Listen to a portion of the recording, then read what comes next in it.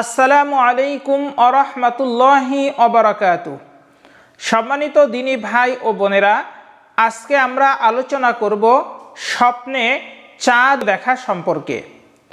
আল্লামা মুহাম্মদ ইবনে সিরিন রহিমাহুল্লাহ যে ব্যাখ্যা দিয়েছেন এ সম্পর্কে, চাঁদ ও সূর্য মানুষের জীবনের বিভিন্ন দিক যেমন জ্ঞান, মর্যাদা, দিক নির্দেশনা ও পারিবারিক সম্পর্ক এর প্রতীক। স্বপ্নে চাঁদ দেখার ব্যাখ্যা আল্লামা মুহাম্মদ ইবনে সিরিন রহিমাহুল্লাহ এর মতে, স্বপ্নে যদি কেউ চাঁদ দেখে জ্ঞান, হেদায়াত ও ধার্মিক নেতা হওয়ার প্রতীক। আল্লামা মুহাম্মদ ইবনে সিরিন রহিমাহুল্লাহ বলেন, চাঁদ হলো জ্ঞান ও হিদায়াতের প্রতীক। স্বপ্নে চাঁদ দেখা মানে আল্লাহ তাআলার নূর ও দিক নির্দেশনা লাভ। যদি কেউ চাঁদ দেখে তা ইঙ্গিত দেয় সে আল্লাহর হেদায়াত পাবে, জ্ঞান ও ঈমান বৃদ্ধি পাবে ইনশাআল্লাহ।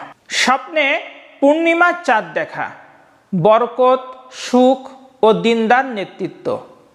আল্লামা মুহাম্মদ ইবনে সিরিন রহিমাহুল্লাহ বলেন, যে ব্যক্তি পূর্ণিমার চাঁদ দেখে সে বরকত, সম্মান ও প্রজ্ঞা লাভ করবে ইনশাআল্লাহ। ঈমানের পূর্ণতা, রিজিকের প্রশস্ততা ও পারিবারিক সুখের প্রতীক হল স্বপ্নে পূর্ণিমার চাঁদ দেখা।